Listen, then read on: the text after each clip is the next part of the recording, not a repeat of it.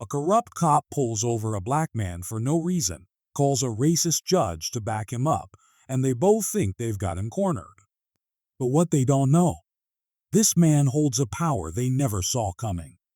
In a small, quiet town in Texas, racial tension simmered beneath the surface, and corruption was part of the daily grind. Officer Brad, a cop with a reputation for targeting black drivers, was known for his arrogance and abuse of power. Judge Harold, a local figure with deep-seated racist beliefs, often backed Brad's actions, ensuring that anyone who crossed their path faced harsh, unjust consequences. Together, they were a dangerous duo, using their authority to intimidate and oppress. One evening, Marcus, a black man driving through the town, found himself in their crosshairs.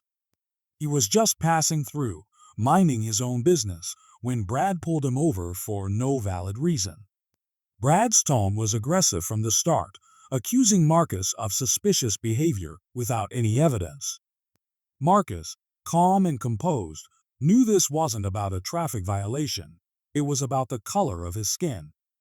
Brad, wanting to make an example of Marcus, called Judge Harold to the scene. Harold arrived with a smug demeanor, ready to rubber stamp whatever charges Brad wanted to throw at Marcus. The two exchanged knowing looks, confident they had Marcus trapped in their web of corruption. They mocked him, making snide remarks about his appearance and demeanor, assuming he was powerless to fight back. The problem was clear. Marcus was up against a system rigged to destroy him. Brad and Harold had done this countless times before, and they expected this encounter to end the same way, with Marcus humiliated, arrested, or worse. But what they didn't know was that Marcus wasn't just an ordinary man. He had a secret, one that would turn the tables on their corrupt gang. For now, though, Marcus played along, biding his time and gathering evidence, knowing that the truth would soon come to light.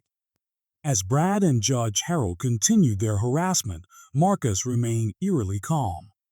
He didn't raise his voice, didn't argue, and didn't give them the reaction they were hoping for. Instead, he quietly observed, his sharp eyes taking in every detail of their behavior. Brad grew more frustrated, barking orders and demanding Marcus step out of the car. Harold stood nearby, arms crossed, smirking as if he had already won. But Marcus wasn't afraid, he was calculating. Unbeknownst to them, Marcus had a plan. As Brad rifled through his car, searching for anything to justify the stop, Marcus subtly activated a recording device on his phone.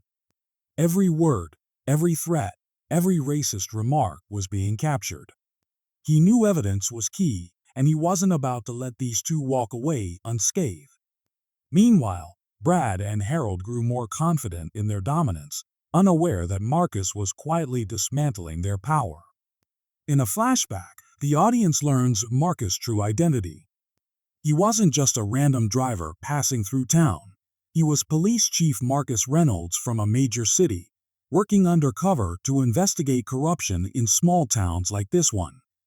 His mission was to expose systems of abuse, and this encounter was exactly the kind of injustice he was determined to stop. The calm demeanor he displayed wasn't just patience, it was strategy. He'd seen this kind of behavior before, and he knew how to handle it. Back at the scene, Brad and Harold escalated their intimidation. Brad threatened to arrest Marcus for resisting, while Harold muttered under his breath about people like him not belonging in their town.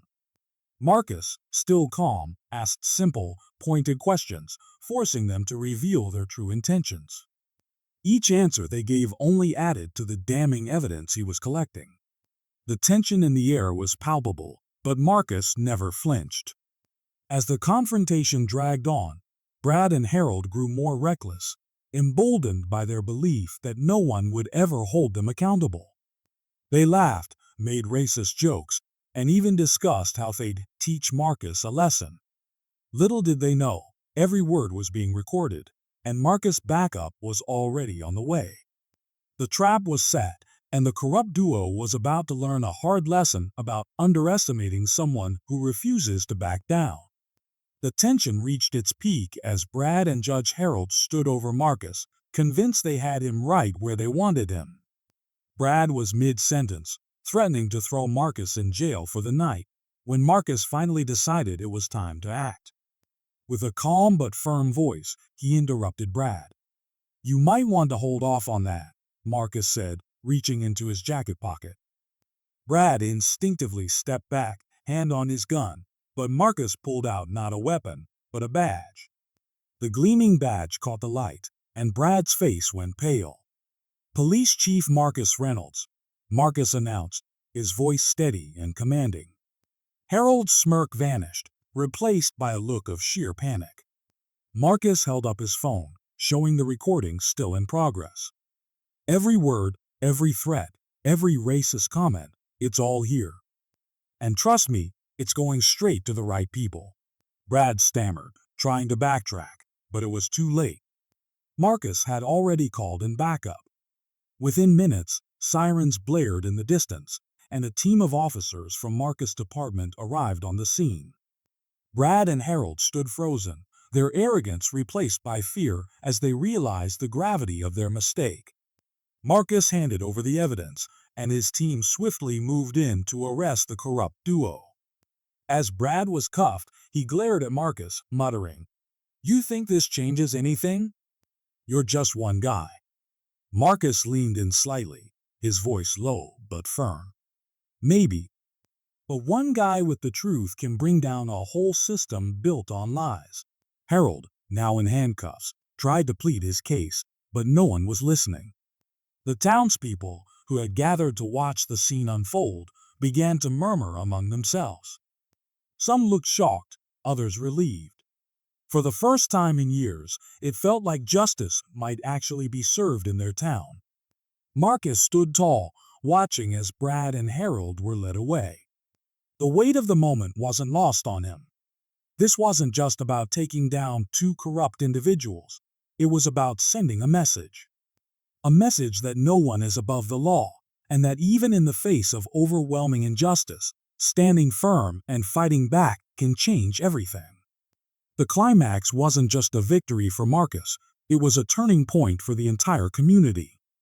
If you believe in standing up for what's right, hit that subscribe button.